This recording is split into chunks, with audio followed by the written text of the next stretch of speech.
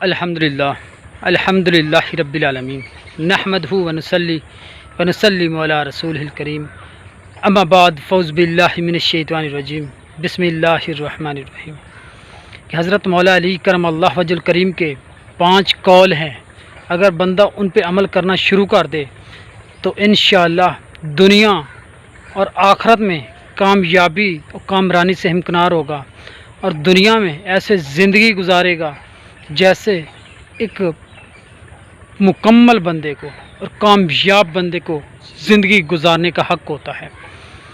تو سب سے پہلا کہ ہر ایک انسان تمہیں اپنے فائدے کے لیے چاہتا ہے، لیکن وہ واحد رب ہے جو تمہیں صرف تمہارے فائدے کے لیے چاہتا ہے۔ کیونکہ اللہ تعالیٰ کی چاہت میں جو بھی بندہ اپنی چاہت میں لائے گا، اللہ تعالیٰ کی رضا میں اپنی رضا مانے گا اور اس کی محبت کو اپنی محبت مانے گا، تو اللہ تعالیٰ اس کی چاہت کو اپنی چاہت قرار دیتا ہے، اس کی محبت کو اپنی محبت قرار دیتا ہے، اور اس کی رضا کو اپنی رضا قرار دیتا ہے، اور اس کو ان کی محبت چاہت رضا کو اس کی چاہت و رضا میں تبدیل کر دیتا ہے۔ کیونکہ اللہ تعالیٰ 70 ماؤں سے بھی زیادہ محبت کرتا ہے۔ تو اس لیے انسان کو چاہیے کہ وہ دنیا کی خواہش اور دنیا کی محبت کو چھوڑ کر اللہ تعالیٰ کی محبت، اللہ تعالیٰ کی رضا، اللہ تعالیٰ کی چاہت کو اپنی چاہت بنائے۔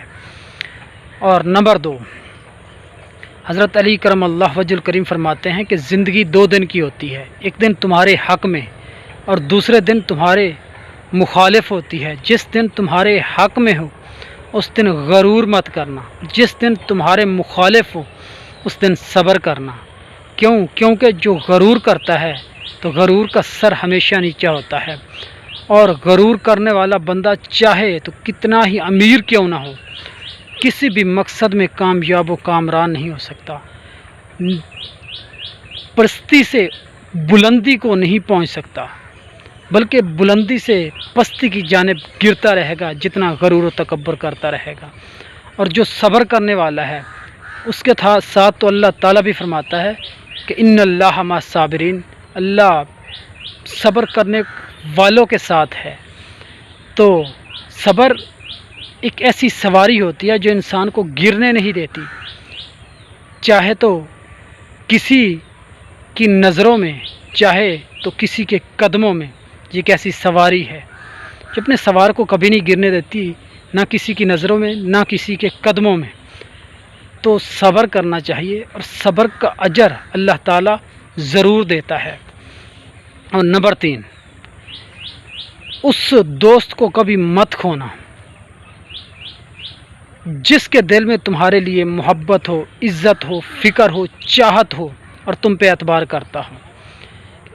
کیونکہ ایسے دوست کا تمہاری زندگی میں آنا تمہاری خوش قسمتی ہے، اور اس دوست کو کھو دینا تمہاری بد نصیبی ہے، اس کو سنبھال کے رکھنا یہ تمہارا ہنر ہے۔ کیونکہ دوست، سچا دوست سب سے بڑی امیری کی علامت ہوتی ہے، اور سچا دوست مل جائے اس سے بڑی خوش نصیبی کوئی نہیں ہوتی۔ کیونکہ سچا دوست جو تم سے محبت کرتا ہے، تم پہ مخلص ہے، تم پہ اعتبار کرتا ہے، اور تمہاری فکر کرتا ہے، تمہاری چاہت رکھتا ہے، اس جیسا سرمایہ، اس جیسی دولت کبھی بھی انسان کو نہیں مل سکتی۔ اس لیے چاہیے کہ ایسے آدمی کو اپنے پاس سنبھال کے رکھے، اور دوست کبھی بھی تمہیں دھوکہ نہیں دے سکتا جس میں یہ خصائص پائی جاتے ہیں، یہ خصلتیں پائی جاتی ہیں۔ اور دوست کبھی بھی بنانے کے لیے یہ چاہت مت کرنا کہ وہ امیر ہو، اور ہمیشہ غریب دوست ہی وفادار ہوتے ہیں۔ نمبر 4، حضرت مولا علی کرم اللہ وجہ الکریم فرماتے ہیں کہ جس انسان کے پاس دولت، رزق، رتبہ اور اختیار آ جائے تو اس کی انسانیت کا پتہ چلتا ہے، اور اس کے اصل چہرے کا سامنے کھل کر آتا ہے اور پتہ چلتا ہے۔ کیونکہ دولت اور رزق یہ انسان کو ملتا ہی رہتا ہے، کیونکہ اللہ تعالیٰ نے جو انسان کی قسمت میں لکھ دیا ہوتا ہے رزق، وہ حضرت علی کرم اللہ وجہ الکریم فرماتے ہیں کہ وہ ملنا ہی ملنا ہوتا ہے، چاہے دو پہاڑوں کے نیچے ہی کیوں نہ ہو۔ اور جو انسان کے قسمت میں نہیں ہوتا وہ نہیں ملتا، چاہے دو دانتوں کے بیچ میں ہی کیوں نہ ہو۔